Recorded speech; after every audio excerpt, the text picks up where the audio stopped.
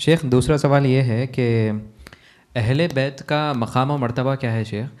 اور اس میں اسی سے جڑتا ہوا ایک سوال یہ ہے کہ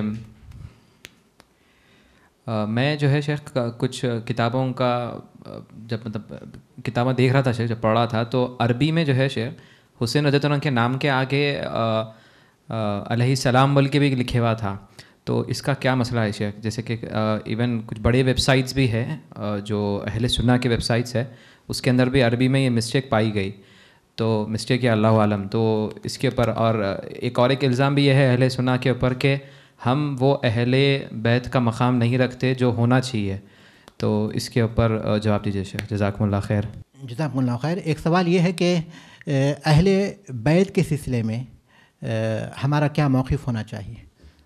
اہل بیت اللہ کے رسول صلی اللہ علیہ وسلم کے خاندان والے، نسب کے اعتبار سے معزز، اور اللہ کے رسول صلی اللہ علیہ وسلم کے رشتہ داری کے اعتبار سے قابل احترام۔ اہل بیت کا اہل علم نے یا اہل سنت نے ہمیشہ احترام کیا ہے۔ اللہ کے رسول صلی اللہ علیہ وسلم نے خود اہل بیت کے ساتھ حسن سلوک کی تاکید کی ہے۔ ان کے ساتھ حسن سلوک کرنا یہ ہم پر واجب ہے، مسلمانوں پر واجب ہے۔ اہل بیت میں کون آتے ہیں؟ اہل بیت میں سب سے پہلے تو امہات المومنین آتے ہیں۔ اللہ تبارک تعالیٰ نے قرآن مجید میں ان کو اہل البیت کہا، اور اس کے بعد اللہ کے رسول صلی اللہ علیہ وسلم کی احادیث کی روشنی میں حضرت فاطمہ، حضرت علی اور حسن اور حسین رضی اللہ تعالیٰ عنہم جمیعاً، یہ تمام آتے ہیں، اور باقی دوسرے جو ہیں بنو ہاشم کے لوگ، اگر اس میں ہم تفصیل میں جائیں گے تو وہ بھی اس میں شریک ہوتے ہیں۔ تو اہل بیت کے ساتھ حسن سلوک کرنا اور ان کے ساتھ جو اچھا معاملہ ہو سکتا ہے اس معاملے کے ساتھ پیش آنا، ان کے حقوق کو پہچاننا، یہ جو ہے اہل سنت کے مسلک میں پایا جاتا ہے، اور اہل سنت نے ہمیشہ ان کے ساتھ ایسا ہی اچھا سلوک کیا ہے، اور یہ ہمیں کرنا چاہیے اگر یہ ثابت ہو جائے کہ یہ اہل بیت سے ہے۔ خود دین میں کچھ خصوصی احکام ہیں اہل بیت کے سلسلے میں، جیسے زکوٰۃ اہل بیت کو نہیں دے سکتے، صدقہ دے سکتے ہیں، زکوٰۃ نہیں دے سکتے، ان کے لیے کچھ خصوصی احکام ہیں۔ کیونکہ جو غنیمت کا جو پانچواں حصہ ہے اس میں ان کا حصہ ہوتا ہے۔ مال غنیمت، کسی جنگ کے بعد مسلمانوں کو جو مال حاصل ہوتا ہے اس کا پانچواں حصہ جو ہے اس میں اہل بیت کا حصہ ہوتا ہے۔ یہ خصوصی احکام ہے اہل بیت کے تعلق سے۔ تو بہرحال اہل بیت کی عزت، اس کی توقیر، ان کا احترام، ان کے ساتھ حسن سلوک، یہ اہل سنت کی بنیادوں میں سے ہے، اور اس کا خیال رکھنا چاہیے۔ اب جہاں تک حسین رضی اللہ تعالیٰ عنہ کے ساتھ علیہ السلام کہنے کا معاملہ ہے، بظاہر اس میں کوئی حرج نہیں ہے، کیونکہ سلام کے معنی ہے تم پر سلامتی ہو۔ ہم جو عام سلام کرتے ہیں وہ بھی تو السلام علیکم ہے، تم پر سلامتی ہو۔ علیہ السلام کا مطلب کیا ہوگا؟ ان پر سلامتی ہو۔ تو معنی تو ایک ہی ہیں۔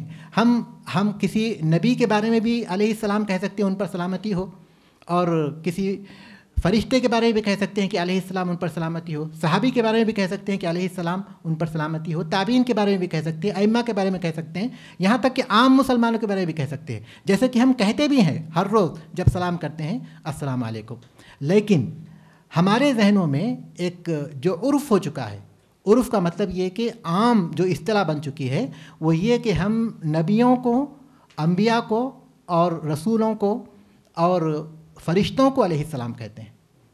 جب ہم علیہ السلام کہتے ہیں تو کوئی آدمی جانتا ہو نہ جانتا ہو لیکن یہ سمجھ جاتا ہے کہ کسی نبی کا ذکر کر رہے ہیں، چاہے وہ نبی کو جانتا بھی نہ ہو، لیکن وہ یہ جان لیتا ہے کہ یہ کسی نبی کا ذکر کر رہے ہیں۔ جب ہم رضی اللہ عنہ کہتے ہیں تو وہ سمجھ جاتا ہے کہ صحابی کا ذکر ہو رہا ہے، اور جب ہم رحمہ اللہ کہتے ہیں تو وہ سمجھ جاتا ہے کہ صحابی کے بعد کسی بزرگ کا ذکر ہو رہا ہے۔ تو عام طور پر ہماری اصطلاح میں علیہ السلام جو ہے ان کے ساتھ خاص ہے جو انبیاء کا طبقہ ہے، اور پھر جو فرشتے ہوتے ہیں، اور پھر رضی اللہ عنہ یہ صحابہ کے ساتھ ہے، اور پھر رحمہ اللہ ان کے بعد والوں کے ساتھ ہے۔ تو چونکہ اس کا ایک دستور بن چکا ہے، اصل کے اعتبار سے تو کوئی فرق نہیں پڑتا، جیسے کہ میں نے ذکر کیا، اصل کے اعتبار سے، الفاظ کے اعتبار سے کبھی کبھی ہم کہہ دیں کسی کے بارے میں تو کوئی حرج نہیں ہے، لیکن عام طور پر صحابہ میں جب ہم دوسروں کو علیہ السلام نہیں کہتے تو خصوصی طور پر کسی ایک کو کہنا یہ درست نہیں ہے۔ اور دوسری وجہ یہ ہے کہ حسین رضی اللہ تعالیٰ عنہ کے ساتھ جب علیہ السلام کہتے ہیں تو شیعہ کے پاس وہ ان کے اماموں میں سے ہیں۔ شیعہ کے پاس 12 امام ہیں، 12 اماموں کے بارے میں ان کا یہ موقف یہ ہے کہ وہ معصوم ہوتے ہیں، اور ان کا درجہ نبیوں سے بڑھ کر ہے، نبیوں سے بڑھ کر ان اماموں کا درجہ ہے۔ تو اماموں کی حیثیت سے وہ ان کو علیہ السلام کہتے ہیں۔ تو علیہ السلام صرف حسین رضی اللہ تعالیٰ عنہ یا حسن رضی اللہ تعالیٰ عنہ یا علی رضی اللہ تعالیٰ عنہ ان کے ساتھ استعمال کرنے اصل کے اعتبار سے تو کوئی حرج نہیں ہے، لیکن ان کے ساتھ خاص کیا جائے تو اس میں دو خرابیاں ہوتی ہیں. ایک یہ کہ اصطلاحاً لوگوں کو جو ہے غلط فہمی ہو جاتی ہے اصطلاح کے اعتبار سے، کیونکہ عام جو اصطلاح ہے اس کے خلاف ہے. اور دوسرا یہ کہ شیعہ کا جو خاص تصور ہے اس تصور میں وہ چیز کہیں نہ کہیں داخل ہو جاتی ہے ان کی فکر کے اعتبار سے. اس لیے بظاہر کسی صحابی کو اس اصطلاح کے ساتھ یا پھر علیہ السلام کے ساتھ خاص کرنا یہ مناسب نہیں ہے، بلکہ ان کو بھی دوسرے صحابہ کی طرح رضی اللہ عنہ ہی کہنا چاہیے.